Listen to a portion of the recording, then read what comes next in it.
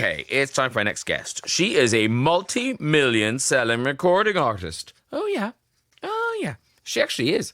I mean, sometimes I read things like that out loud and they're not true. But this is actually true. Her albums include Life for Rent, Safe Trip Home, and the hugely successful No Angel. She's soon to release her fifth, Still on My Mind, and undertake a sold-out world tour. It's a very welcome return to Dido. And to get us in the mood, the song that, well, sort of started it all for her. Here with me.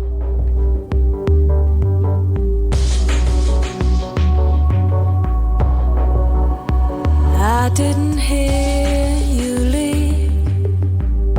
I wonder how am I still here? And I don't wanna move a thing. It might change my memory. Oh, I am what I am. I'll do what I want. But I can't hide, and I won't go, I won't sleep, I can't breathe until you're resting here with me. And I won't leave, and I can't hide, I cannot be until you're resting here with me.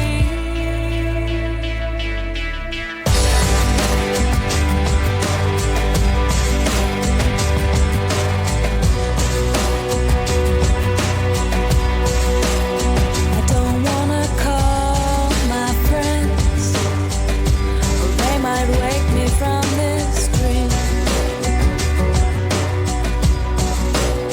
And I can't leave this bed, risk forgetting all that's been. Oh, I am what I am. I'll do what I want, but I can't hide, and I won't go, I won't sleep, and I can't breathe until you're resting here with me. And I won't leave, and I can't hide, I cannot be until you're resting here. And I won't go, and I won't sleep, and I can't breathe until you're resting here with me. And I won't leave, and I can't hide, I cannot be until you're resting here with me.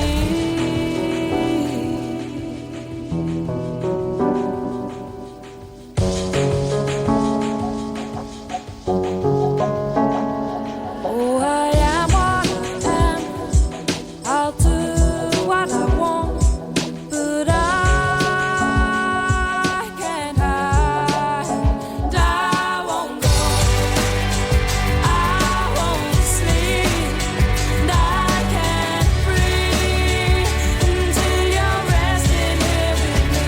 And I won't leave, and I can't hide, I cannot be until you're resting here. And I won't go, and I won't sleep, and I can't breathe until you're resting here with me. And I won't leave, and I can't hide, I cannot be until you're resting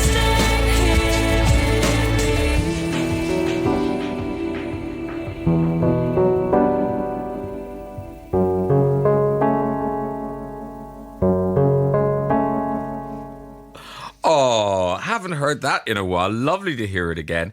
And Dido is with me now. Hello. Hello. Where the hell have you been? Well,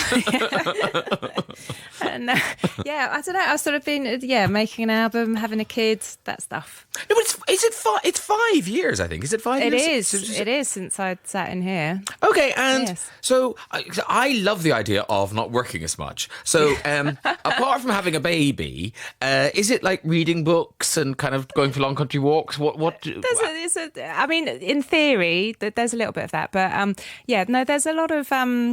I don't know, like it just seems to take me a lot of time. I think there's a lot of sort of living while I'm writing songs, and then Yes. and there's a lot of songs get written. Like we wrote so many songs for this album, and then I just sort of cut them brutally. And are you, when you're going for long country walks and, staring at a wall, is it all kind of bubbling away in your head all the time? Pretty much, yeah. Although, no, I mean, not all the time, but quite a lot of the time. I think after I had my son, I definitely had a couple of years where I'd say most of what I wrote wasn't very good. Okay. Honest, yeah.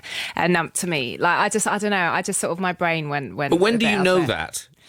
I actually think I knew it at the time. You know why? Because I write songs that are sort of a bit conflicted and a bit, there's always sort of a bit of light and dark. And actually, after I had a kid, I was just like, well, I'm just quite happy. I've got nothing to say. Yeah, it's often that second album is when people are hugely successful. They can't write a Yes. song about kind of like, I have to wait so long for my luggage after first class. Exactly. It's hard to the find tour the bus pain. song, yeah, exactly. And how did you know you were ready to come back? I don't know, my whole life is a bit, I don't really think things through too far ahead. I've never been able to. I'm very much a sort of, I can think in today and not much further. And it just felt like the right time. I've just, I've missed, I think as a songwriter, there's only so long you can sit, and stare at the wall and write a song before you actually just want to make music with people in the room and engage with fans at a show and, like just have that. That's the sort of amazing experience of it. But the touring thing, you haven't toured for even longer. No, 15 years. Okay, so what's that about?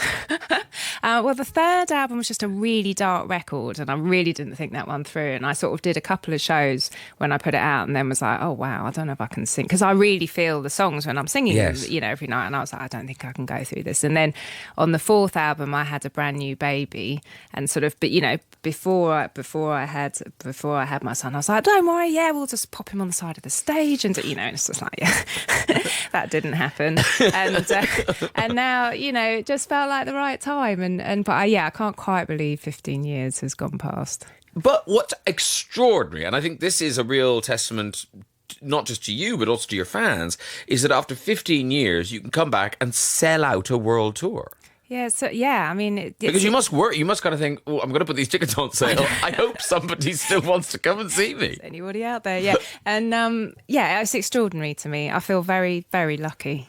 So where are you going?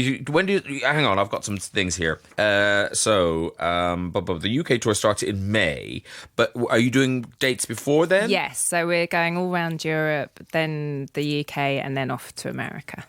And where excites you the most? Where scares you the most? I think, London scares and excites me the most because it's where I live, and it's always that thing if you're people you actually know are going to see you doing what you do. And so that's always a little bit terrifying, and but also incredibly exciting. I also love being in America just because that's where it all started for me. I toured sort of in America for like a year and a half before the album even came out here, the first album. So that also feels like a sort of coming home of sorts. And the Eminem thing, we've talked about this before, that when that happened and suddenly you went huge, do you feel like you've had a different career than you would have had, if you know what I mean? If you I mean, completely. But the whole thing has been like nobody expected what happened to happen. Like nobody. When I made No Angel, I was just, sort of a little bit angst-ridden in my flat making a record that I didn't think anyone would hear, but then to have it, no one expected that. But you would have had a career anyway. I think you would have had a Yes. career, just a very different one. Yeah, I mean, it was really solid. I was having a great time. I was touring America. I was on about the sort of 6th or 7th tour of America, and then it just went completely ballistic. And that must be So, because you're thinking, I'm a singer-songwriter, this is my audience. And then suddenly your gigs must have just turned around. I mean, what was that like for you as a performer? Were you kind of going, no, please listen to my song, Actually, it was really fun. Like with the gigs, there was always a real variety of people. Like I've always been really lucky. Like there doesn't seem to be a sort of typical fan. It's actually lovely. You look out and it's always different every single night. Then you would get like the sort of obvious rows of the teenage boys dressed like Eminem. Like there was that phase where you just have lots of people that look like Eminem in the crowd, sort of. And but yeah, it was. And would they come along for the ride, or would you notice them getting a bit restless? Or no, they were. They really. Yes, it's always been. I've always sort of looked out and marvelled at like every night is so different, and I love that. And getting back to this album, Still on My Mind, which is out on March the 8th. So it's obviously, it's a Dido album, but is it what people will expect, or what's the twist on this? What makes it different and new in your head? I think the way it's been recorded has been very sort of no one was expecting it. It's been a very sort of relaxed, easy record to make. We've sort of made it all at home. It's a very sort of, it's quite a minimal record, but it's sort of shamelessly referencing all the music I love. It's just dance music and hip hop and folk and everything sort of mixed in, but pretty simple and made with my brother, and just a very every vocal sort of just recorded on the sofa. I haven't set foot in a vocal booth in sort of a mixture of, I'm not saying it's not professional. I'm not saying I did it on my phone, but But yeah, sort of voice memo. There's a few sort of dogs barking in the background, but yeah, no, it's been a very easy, happy record to make. And will your brother come on tour with you? No, he doesn't. He's sort of a producer. He doesn't actually play anything. He's sort of, he's in the studio doing his magic. So what's the touring family? So the band is great. It's basically friends who we make music. So it's just a really, relaxed and happy band. Oh, nice. So so on some level, you were looking forward to this. I have to say, I really am. Like, we had the first rehearsal yesterday, and I just came home and I was like, that is just, what an amazing day. Like, I felt so lucky, I'm with friends, I'm making music, we're going on the roads. Like, I do feel just, very And do you lucky. kind of think, what was it? Why have I not done this for 15 years? A little bit, yeah. I was like, I've really missed this. What on earth have I, Well, listen, let's talk about the new single. We're going to play it now, Give You Up. What do we need to know about this song? It's a bit of a breakup, heartbreak song, and but it's about that moment where you sort of you've gone through the really gutted bit of a breakup, and you're sort of, you're telling yourself you're coming out the other end. Here it is.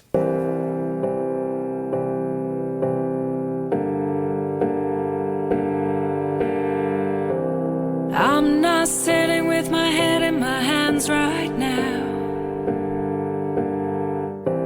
I don't care where you've been.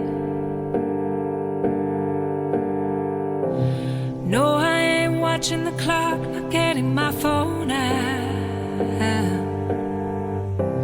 I won't drink myself to sleep.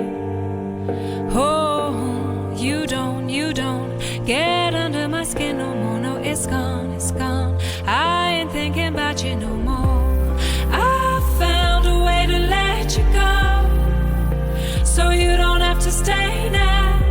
A broken mind, I came close, but you can't rip my heart out. I'm giving up, I'm giving up, I'll give you up. I found a way to let you go. It's gonna rip your heart out.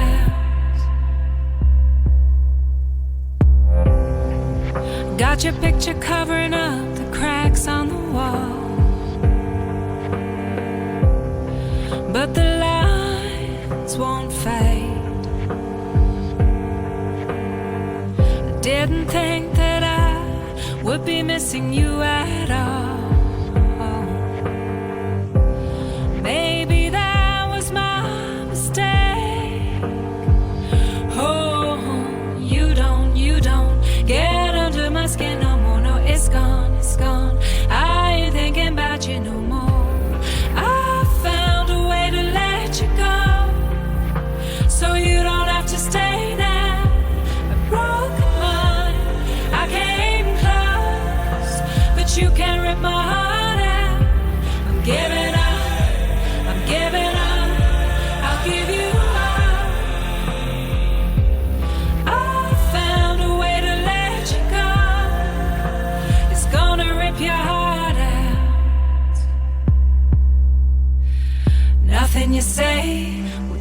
changed my mind. You couldn't wait to leave me behind. Nothing you say will change my mind. You couldn't wait to leave me behind. Nothing you say will change my mind. You couldn't wait to leave me behind. I found a way to let you go, so you don't have to stay now. A broken mind, I came close, but you can't rip my heart out. I'm giving up, I'm giving up, I'll give you up. I found a way to let you go, it's gonna rip your heart out. There's your song on the radio. Give You Up, the new single from the first album in 5 years, still on my mind, out on March the 8th from Dido. Now, people have been in touch with questions. Ooh. I'm now going to read them aloud, and you can choose whether you want to answer them or not. Great. How did you come to be on the writing team for Britney's I'm Not a Girl, Not Yet a Woman? And what would you like to work with? Will in Birmingham. Actually, that was all done on. I got a call one night from Max Martin and just saying, could you help us with the song sort of by tomorrow? And so I just helped them with the song, and that was that. And then I met her afterwards, and she was an absolute sweetheart. Like, so lovely. I get so many people tell stories like this. I got a call from. How do you get a call from? I don't really know. These things are so. But like, literally, is it your phone rings and it's there? Yeah, I don't know. Yeah. Does someone ring you and say you're going to get a call? They probably did, yeah. Okay. My memory's a bit hazy. Okay. What's been the biggest change you've seen in the music industry since you started out, and how has that affected your own work? Freya from Coventry. Because in my head, you're kind of a new artist, but you've been going for 20 odd years. So yeah, I mean it's like nearly 25 years or something. Yeah. I mean, obviously the internet followed by streaming. I mean, the first couple of albums. Well, the first album, things just took a lot longer to get around the world, and you would sort of go around and you can, and after a gig, you'd sign things for everybody and you'd sit there with a table and your CD. It's just a very different world now. I have to say, I love the whole streaming thing. I love, fans actually sort of deciding what they like a bit more rather than being told what to like. As an artist, can you look at your album on streaming and seeing which tracks are doing well? And yes, in theory, although this is the first album I've put out that where streaming really is the thing now. And apparently, like, the music industry is turning now, where people are starting to make some proper money out of streaming, whereas before it was always felt like streaming was ripping you all off. But now I don't mind. I just like the music being heard, to be honest. Like, who's sold a lot of albums? Yeah, someone's fine. Yeah, I don't care. It's my hobby now. One day you'll want a new kitchen. Okay, that's all I'm saying. And then you'll be very glad of streaming. You work a lot with your brother Rollo. How often do you disagree on music matters? And how easy is it to set sibling rivalry to one side? Tim in Belfast. Oh, I like it. On this album, we haven't actually really disagreed musically, which has been great. Definitely there's been fights in the past. They're usually like over a drum beat or something really random like that. What's the age difference? 6 years. And who's older? He's older. Oh, okay. Much older. And he and actually I think that's maybe why there isn't really any sibling rivalry. We're very different. Because as kids, presumably you didn't see each other. Because no, actually we did. We hung out with each other all the time. Really, with a 6-year age difference? Yeah, he was a really good big brother. Oh, but wow. but there was a bit of a sort of when I was 13 and he was 19. That wasn't really like, not. Yeah, that'd they be weird. weren't wonder years. But yeah, no, we've generally always sort of hung out. Ashley from Stockport. I'm coming to see you on tour. Oh, okay. 2 things. Is that how she talks? Yeah. Okay. She's very... checking. Ashley Stockport, don't mess with her. Will you add any more dates? And what's been the biggest and smallest gig you've ever done? The biggest, or maybe just the most terrifying, was headlining the V Festival. Wow. Yeah, that was truly a moment of terror. I don't know who arranged that, but I mean, it was amazing. It was an incredible experience. But yeah, and then I think one of the smallest I think was Detroit many about 20 years ago, and there were 17 people I counted while I was singing. Was And, one of them Eminem? Because that's his. it could have been. Yes. You never know. But no, it wasn't. But you know what? It was an absolute. I sort of hung out with everybody in the audience afterwards. We had a brilliant time. Yeah. And are you adding any more dates, or is this tour fixed now? This tour's fixed, but who knows? There might be more. You never know. You never know. Kristen Berkhamsted? Yeah, somewhere like that. Where do you keep your Brit Awards, and which award, if any, means the most to you? I think the year that the album of the year one was just, that was a great, lovely moment. And do you kind of think, well, I deserve this? My album is the album of the year. No, but it was very special, because we were a real team. We made that out, it was like made with friends. It's like this album as well. It's sort of all made with friends and family, and so I just think when you get something like that, you just feel like, I don't know, you've been part of something really, really good. I just want to ask you this because I did not know this happened. Mandy in Kenilworth, how did it feel having your name branded onto the side of a British Airways jet? Why did that happen? That was another good moment. Yeah. That was a nice surprise. I think, you know what it was? It was when we released the second album and they basically filled this jumbo jet with fans and we all flew to New York and to do another gig. So the music I did a gig industry has changed, ladies and gentlemen. Yeah, that would not happen anymore. Yeah, we've got you a bus to Lewisham. Yeah. That's extraordinary. The new single, "Give You Up," is out now. The first album in 5 years, still on my mind, is out March 8th. And the UK tour starts in May, but all the dates are sold out. Dido, thank you so much for coming in and welcome Thank you back. for having me. Thank you very much.